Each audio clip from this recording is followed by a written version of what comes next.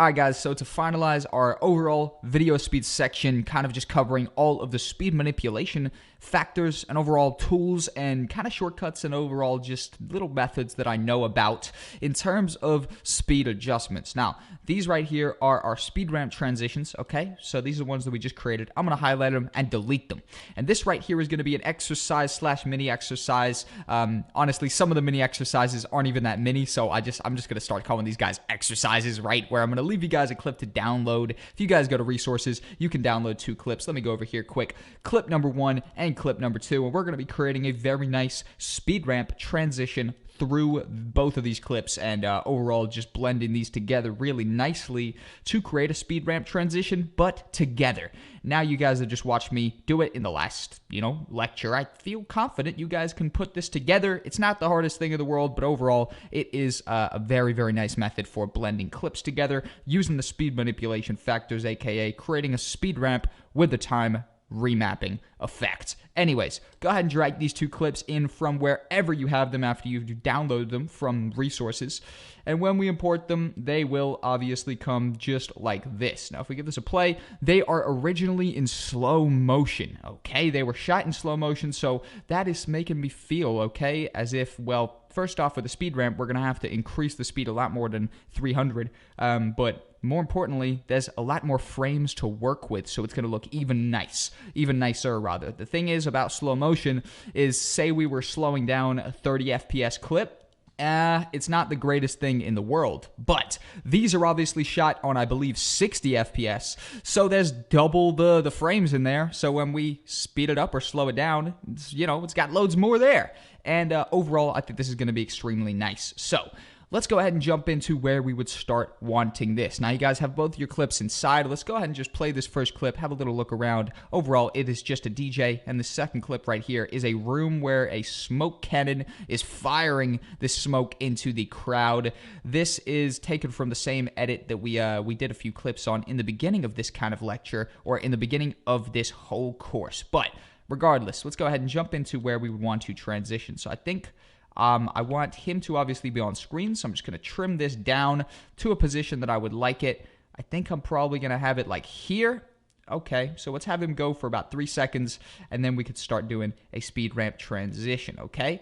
Or let's have him go for maybe about 5 seconds. Why not? And we'll chop him on 5 seconds. So you guys want to chop him down to about 5 seconds, and let's go ahead and bring this second clip in here. And this second clip, I think I'm just going to have start right here, because this is perfect for when the smoke comes out right away, and I think it's looking really good. So, anyways, let's go ahead and drag this dial up right here so we can increase more visibility of our actual video clip itself. Go up to the effects, go ahead and right-click that time remapping, and click speed. And that is going to create this speed line right down the middle. Now, if we go ahead and drag this scrubby wheel in and zoom in on this particular situation right here, we can actually start creating some adjustments to this particular thing right here by just pressing P to get onto our pen tool and just go ahead and click. And if you click, that's going to go ahead and paint in a dial.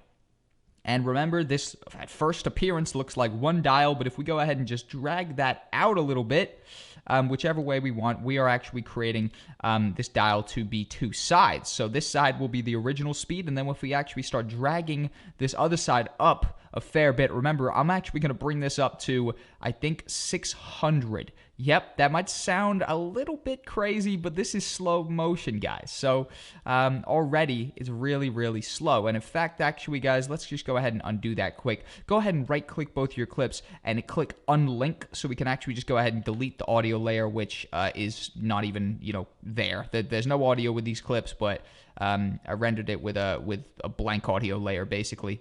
So go ahead and delete that. And then go back here and drag that back up to 600. That's just why I was popping up with some weird stuff then when we did that. But if we go ahead and bring that up to 600 and drag that back along, we can go back into our dials here, zoom back in, and just start making more of a gradual adjustment.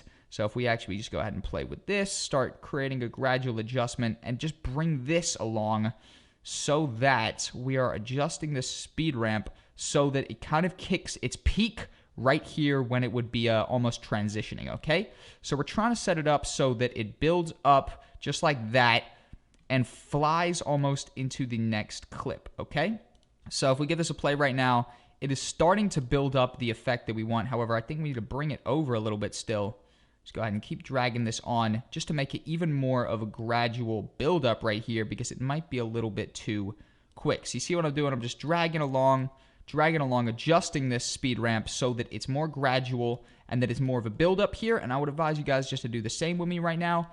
And almost, I might need to actually bring that in a little bit now just to create it even quicker. But you see what I mean? It is a very fiddly process. Honestly, everything in video editing, guys, that is going to give you the nicest result. I just got to undo this for a sec because I think I just messed up a bit. But everything that's going to give you the nicest result within video editing, guys, is going to be the tweakiest stuff that takes you the most kind of playing with and stuff to actually get a nice effect, basically. But I think that's starting to look decently nice. Yep. I think that is starting to look pretty nice. If we bring that over so it just speed ramps right there at the end, I think we can start creating a very nice speed ramp in. So again, if we go to the second clip, once we've created a nice speed ramp so it almost hits the peak of the speed right where it would transition clip. So if we give this a play, it is going to start speeding up a lot right there. And that's where we can actually have the speed of this next clip. For example, if we click the FX, go to time remapping and speed, go ahead and just pen in a point, drag these dials apart right here, and go ahead and pull this side up here all the way up to about 600% as well. Let go on 600. Go ahead and just drag that dial along so we can actually create more of a gradual buildup right here. And that is definitely starting to create a nice gradual buildup. Again, let's just adjust this right now so that we can actually bring it over to kind of be reflecting the same sort of pattern and the same sort of shape as this original speed ramp, so that we have the nicest kind of flow between the both of them when they come down. But I reckon I'm just tweaking this to try and get it as similar as I can to this particular speed ramp right here, so that's going to look nice and consistent. And if I give this a play right now, let's see what we're looking at so far. Okay, so yep, very nice right there. And I think we might just need to bring this guy over a little bit just to make that a little bit quicker. Again, with this guy, make it a little bit quicker right here. Maybe mess with the speed ramp here. You see what I'm doing? Just adjusting this bit by bit. It's a very fiddly process. Likewise with everything that's going to give you the best results in video editing.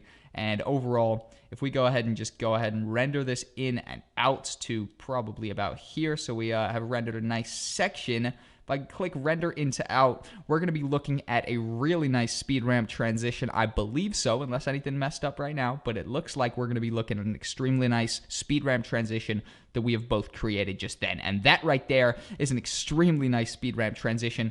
Obviously, it hits the peak of the speed here, and then that smoke on the second clip makes it look amazing. In fact, we could even drag this out so it's a little bit less right away. So it's a little bit less instantaneous, rather. Oh, I just clicked off of that accidentally, but let's give that another play right now. Oops, God damn it, I keep clicking off the thing. Hold on, let's go to sequence, render in and out. Do that again real quick because I just had to make that slight alteration. And if we give this a play right now, this should be looking very, very fabulous. Very, very nice indeed.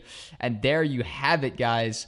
That might have been a little bit too much at the end right there, but overall, I think that's an extremely nice speed ramp transition that we have actually successfully created together using Adobe Premiere Pro and the speed ramp tactic available to you via the time remapping method and the pen tool for actually penning in a very nice speed ramp transition here, and overall a nice blend and a seamlessness between these two clips where the speed goes crazy here and comes in while that smoke is bellowing down. Very nice. Overall, an extremely nice way to finalize up our video speed section, aka the speed manipulation section of our Adobe Premiere Pro Masterclass. Thank you guys for tuning in, and without further ado, let's crack on with bigger and better things and effects available to you within Adobe Premiere Pro.